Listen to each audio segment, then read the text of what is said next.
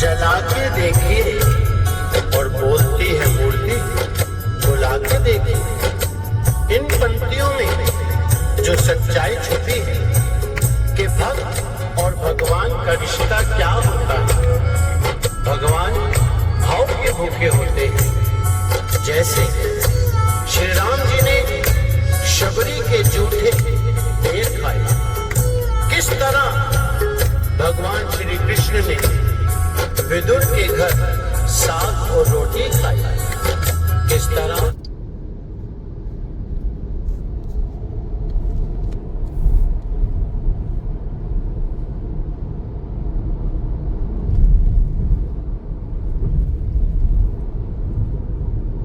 जोरदार colour combination देखे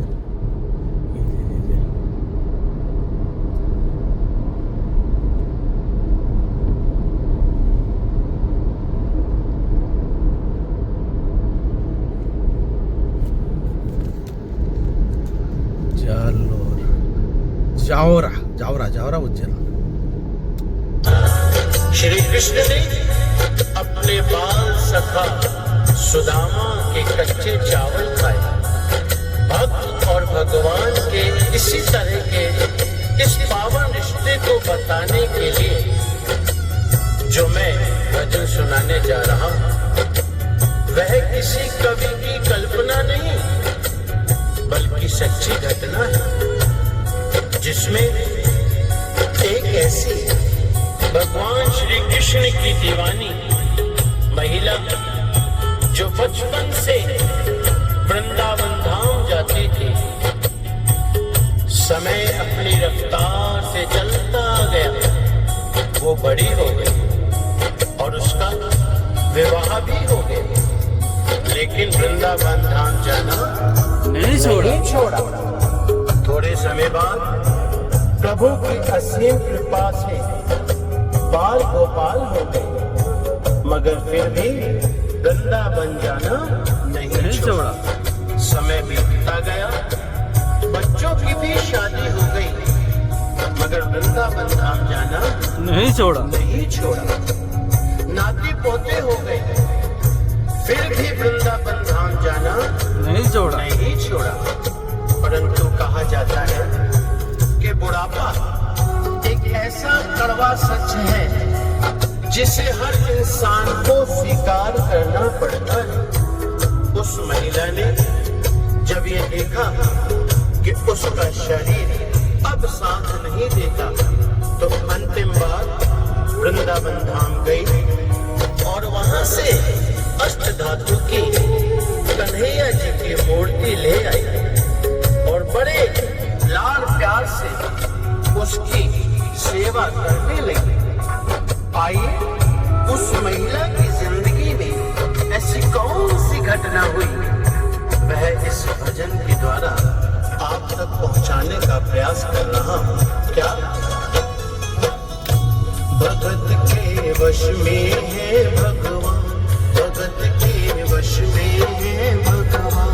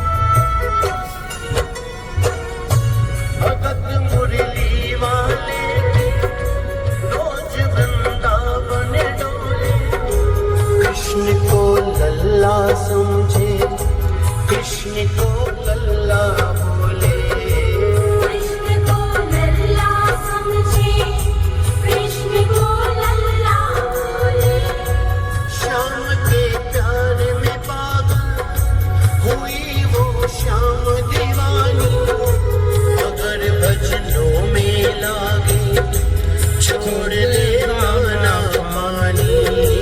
अगर भजनों में लागे छोड़ दे दाना पानी।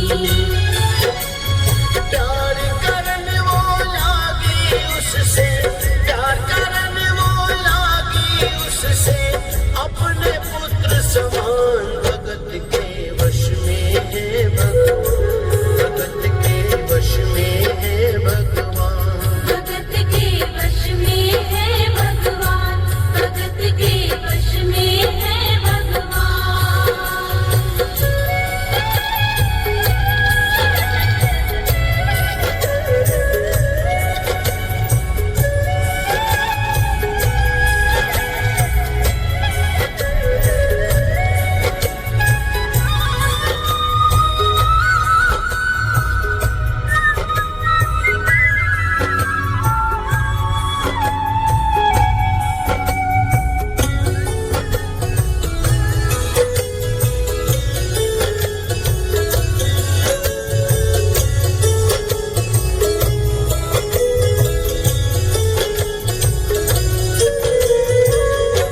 वो अपने कृष्ण लला को गले से लगा कर रखे, हमेशा सजा कर रखे, लाड लड़ा कर रखे। हमेशा सजा कर रखे, लाड लड़ा कर रखे। वो दिन में भाग के देखे, रात में जाग के देखे, कभी अपने कमरे से शाम को झांक के देखे। कभी अपने कमरे से शाम को झांक के देखे। अपनी जान से ज्यादा रखती, अपनी जान से ज्यादा रखती, अपने लला का ध्यान। भगत के वश में है भगवान, भगत के वश में है भगवान। भगत के वश में है भगवान, भगत के वश में है भगवान।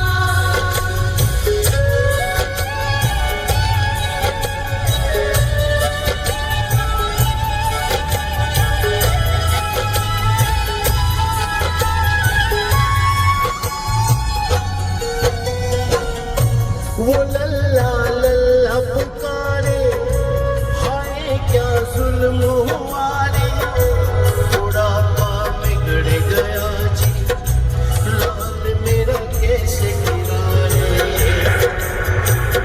क्या हुआ और कैसे हुआ? समय का चक्र चलता है और कुछ समय बाद जन्माष्टमी का दिन आता है, और उसी दिन उस वृद्ध महिला का स्वास्थ्य खराब होने के कारण खटिया पर लेटे लेटे उसने अपनी बहू को आवाज दी और कहा, बेटी आज जन्माष्टमी का दिन है, तुम जरा लल्ला को स्नान तो करा दो।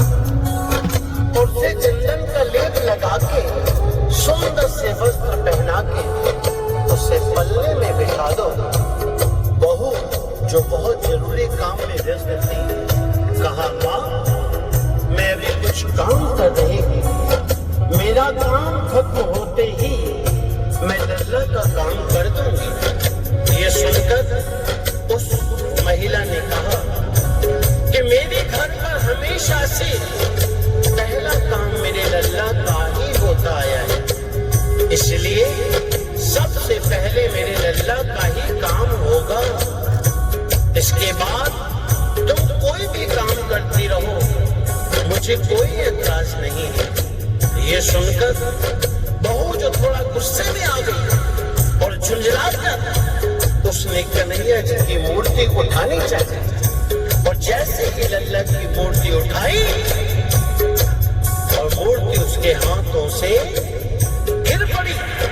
मूर्ति गिरते ही वो महिला बोली, क्या?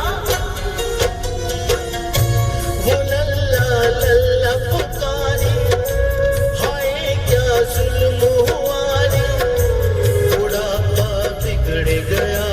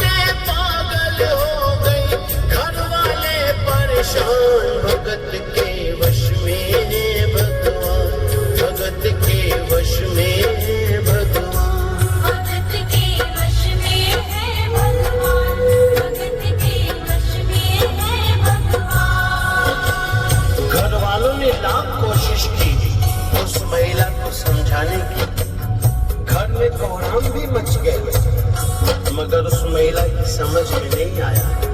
बेटा बार बार कह रहा था कि माँ, ये अष्ट धातु की मूर्ति है, ये जमीन में गिरने से कोई चोट नहीं लगती इसको। लेकिन वह तो कहने लगी, नहीं, मुझे कुछ नहीं मालूम, तुम तो डॉक्टर को बुलाओ और मेरे लाल को जाकर देखो।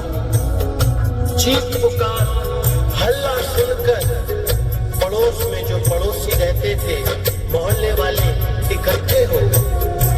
कहा, पूछा, क्या हुआ, क्या बात है? लड़के ने कहा, मेरी माँ पागल हो गई, मेरी माँ पागल हो गई। अरे अष्ट धातु की मूर्ति जमीन में गिरी है और कहती है कि डॉक्टर को बुलाओ। उन पड़ोसियों में एक बुजुर्ग इंसान, उसने बेटे को बुलाया और कहा, ये तुम क्या कर रहे हो, क्यों परेशान हो रहे हो? अपने मोहल्ले में जाओ, 2-4 डॉक्टर रहते, किसी को भी लेकर आ जाओ और आकर अपनी माँ को तसल्ली दे दे। उसको जब कुछ समझ में आया, गया डॉक्टर के पास, सबने मना कर दिया। अरे अष्ट धातु की मूर्ति को हम क्या जांच करेंगे, क्या चेक करेंगे, उसमें क्या देखेंगे? हम तो नहीं जाएंगे, मना कर दिया। उसमें से एक डॉक्टर जिसको उसने मनाया, मिन्नतें की, हाथ पैर जोड़े, कहा क्या चाहिए, जितनी भी आपको फीस चाहिए हम आपको देने को तैयार हैं। एक बार हमारी माँ को चलकर तसल्ली दे दीजिए कि उनका लल्ला ठीक है। जब डॉक्टर ने बात सुनी, कहने लगे, ठीक है, चलिए। अपना बैग ब्रीफकेस उठाया और चल दिया उसके घर। उसके बाद आगे क्या हुआ? नबज को टटोल के बोले, ये तेरा लाल सही है, कसम खाकर कहता हूँ कोई तकलीफ नहीं है। कसम खाकर कहता हूँ कोई तकलीफ नहीं है। वो माथा देख के बोले, ये तेरा लाली है, माई चिंता मत करियो कोई तकलीफ नहीं है। कोई चिंता मत करियो कोई तकलीफ नहीं है। लेकिन उस औरत को तसल्ली नहीं। वो औरत बोली, अरे डॉक्टर, ये तो कैसी जांच कर रहा है? अपना बैग खोल, अपनी मशीन निकाल जो कान से लगाने के बाद सीने पे लगाता है, और उसी मशीन से मेरे लाल की ठीक से जांच कर और देख मेरे लाल को क्या हुआ है। डॉक्टर ने अपना बैग खोला, वो मशीन निकाली, एक सिरा अपने कान से और दूसरा सिरा लल्ला के सीने पे लगाया, और सीने पे लगाने के बाद हाथ की नब्ज को पकड़ा और दूसरा सिरा जब सीने से लगाया तो उसके बाद देखिए क्या होता है। ज्यों ही सीने से लगाया, पसीना जम कर आया, उसने कई बार लगाया और डॉक्टर चकराया। उसने कई बार लगाया और डॉक्टर चकराया। धड़क रहा सीना लल्ला का,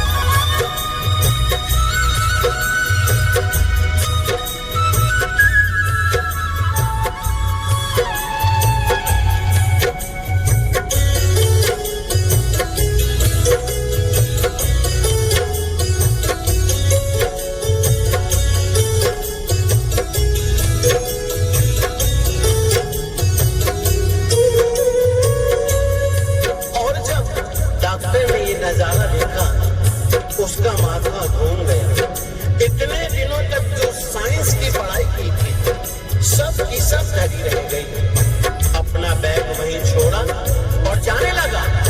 उस महिला ने डॉक्टर को आवाज लगाई, अरे डॉक्टर कहाँ जा रहे हो, अपना बैग तो लेते जाओ। उस डॉक्टर ने उस महिला से कहा, क्या देख तेरे लाल की माया, बड़ा घबरा रहा हूँ, जहाँ से तुम मूर्ति लाई वहीं मैं जा रहा हूँ। जहाँ से तुम मूर्ति लाई वहीं मैं जा रहा हूँ। लाल तेरा जुग जुग जी बड़ा एहसान किया है, आज से सारा जीवन उसी के नाम किया है।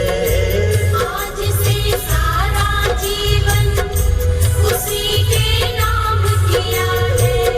डॉक्टर ने उसके बेटे को बुलाया और कहा, बनवारी तेरी माँ नहीं पागल, बनवारी तेरी माँ नहीं पागल, पागल सारा जहान भगत के वश में है भगवान, भगत के वश में है भगवान। भगत के वश में है भगवान, भगत के वश में है भगवान। भक्त बिना ये कुछ भी नहीं है, भक्त बिना ये कुछ भी नहीं है, भक्त है इनकी जान, भगत के वश में है भगवान, भगत के वश में है भगवान।